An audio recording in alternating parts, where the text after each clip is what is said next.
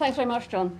I think first, what I'd like to say is, as always, I'm stunned by the intellectual capacity within ODI and its partners, and the depth of analysis that's been presented in Nicola's report and in Naya's presentation. And of course, what I now want to do is go away and rewrite everything that I had prepared. So please bear that in mind, that there's a lot of nuance and context in the two presentations that we've just heard that I haven't been able to capture because I pre-read the report. I was lucky enough to get an advanced copy of the report. And also please bear in mind that my observations relate to my role as a management consultant who's fascinated by the use of evidence in decision making and works a lot with government departments in strategy and planning processes. I want to divide my observations into 4 areas, and they kind of cut across what Nicola and Naya have presented. But in this very complex and rich space for discussion, I don't actually think that matters. And also note that my observations are taken from my work in the UK. So there may be some observations which resonate with you, but particularly for those people who are watching or listening to this online, there may be other things that I say that seem slightly remote from your specific problems. And part of what I enjoy about my ongoing engagement with ODI is trying to sort out where the connections are and where are the similarities and the differences. So I want to divide it into talking about 4 different things. First of all, about thinking about the types of policy issue that we're dealing with. The second is the type of knowledge that we're dealing with. The third is the type of actor. And the fourth is the type of tool that's available to work on this interface between research and policy. So thinking about the type of issue first, and I want to pose basically my summary point is that we need to spend a lot more time thinking about the type of issue and how it is contested and why it is contested before we leap in and try and do anything about it. And I think the reason for this is that there are 2 things that drive the formulation of policy. And here I'm speaking from the point of view of the bureaucrat sitting in a civil service, in a government department. And if I was a bureaucrat sitting in a government department, I would think, well, what have I been asked to do and how can I do it cost effectively? And what I'm about to say relates to this section in the report on sectoral dynamics, but it also cuts across some of the analysis of the other sections. And I think what's quite important is the clarity of the demand pull on the evidence base for policy. We need to think about that a little bit more. Because very clear political goals will create a strong demand pull on policy to source robust evidence. And the example that Nicola provided of Serbia, I think, is quite a good example. The impetus to seek to join the European Union provided a very strong impetus for people to really get their act together and go and source robust evidence about it. But while this means that there might be good agreement on what needs to happen, the how to do it may cause constant negotiations. But there's not always this very clear agreement on what the drivers are. The MDGs are a very strong driver, they're a very high-level driver. So at a level underneath that, there is still a lot of negotiation and possible disagreement on how to do that cost effectively. The Water Framework Directive, which is a big driver for water policy in the UK, is actually backed by sanctions and the threat of major fines if the directive is not adhered to. Now, if that's not a driver of getting your act together, I don't know what is. But contrast it with something like biodiversity policy, where there are, again, it's fairly similar to the MDGs, there's a sort of high-level glue that goes on, but the process of defining the evidence base for something like biodiversity policy is a constant process of contestation about what we need to deliver, not just how we need to deliver it. So we need to think about the clarity of what we're being asked to do and the contestation around how we're being asked to do it. The second issue, I think, is the type of knowledge, and again this relates to the actors in the process, but also to the analysis in the section in the report on political context.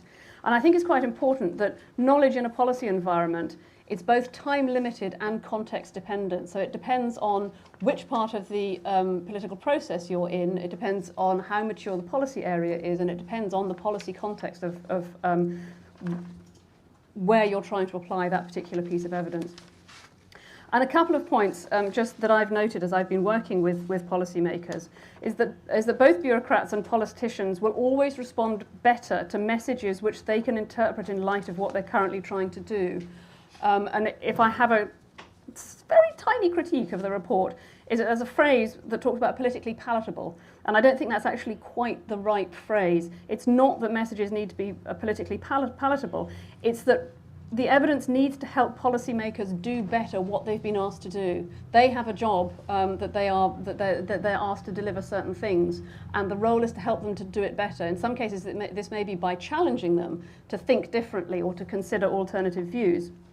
And you may not like what they've been tasked to do, and they may react badly to evidence that challenges it. And I think Naib brought that out quite strongly.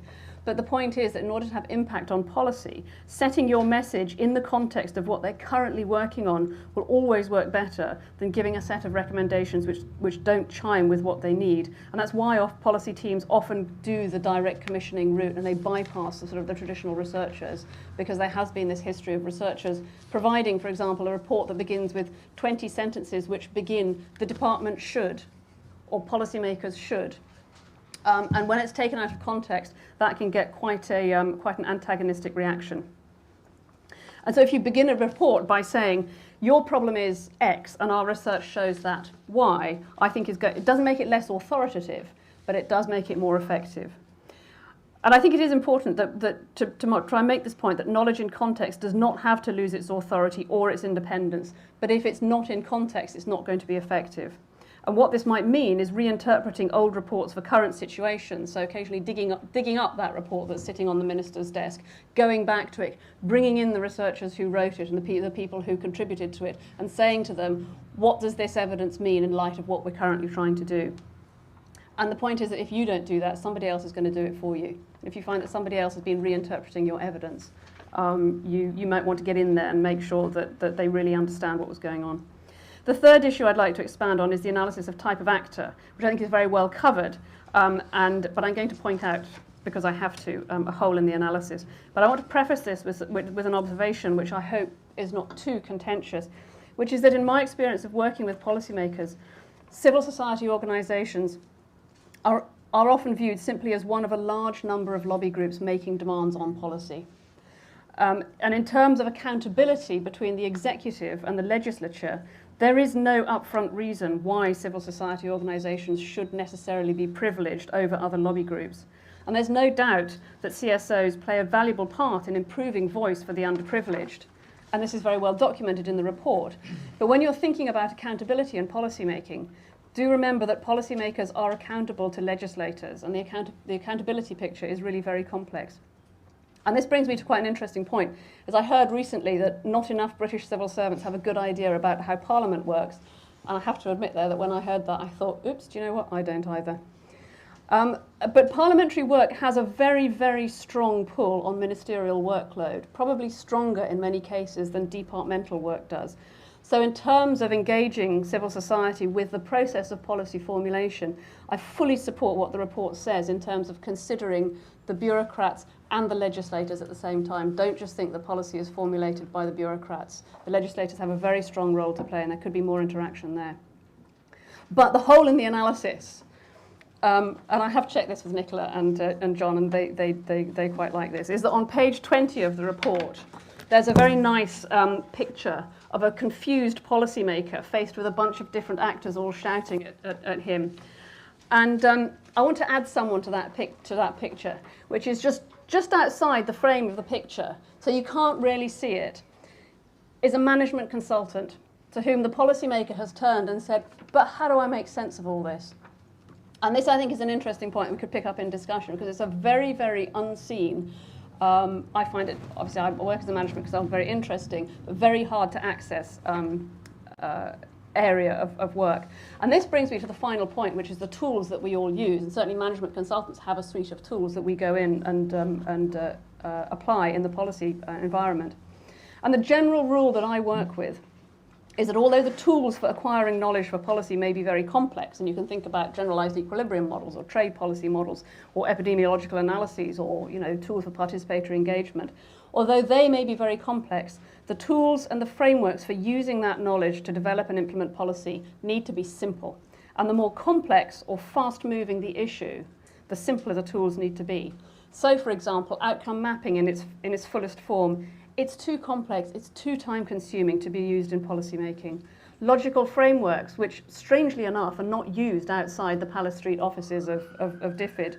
They need simplifying and adapting before they can be used in policy making. The policy cycle is fine for quality assurance or sort of linear processes, but it really doesn't start thinking about, help you think about feedback loops. And that's just for starters. I firmly believe that policymakers are not equipped to deal with the problems that they face. And I feel that we are using tools based on 17th century Cartesian rationalism to deal with complex emergent global issues. And I do think there's a real mismatch, and I think that's a big hole, and the next phase of analysis needs to look at these tools.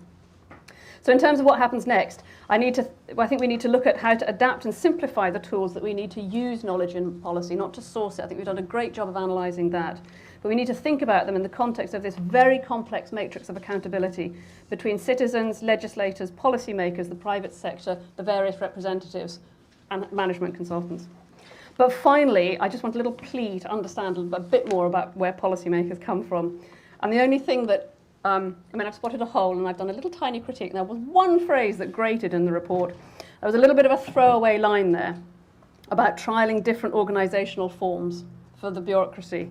And while I agree with that in principle, I would like to point out that civil servants live in constant fear of their departments being split, reorganised, downsized, merged, having bits taken out of them, and other things that makes it so difficult for them to just get on with their job. Okay? So be enthusiastic about the possibility of having impact on policy, because I agree that there's a lot of work to be done there. But please remain relatively sympathetic to the organisational realities of very large and complex bureaucracies. Thank you.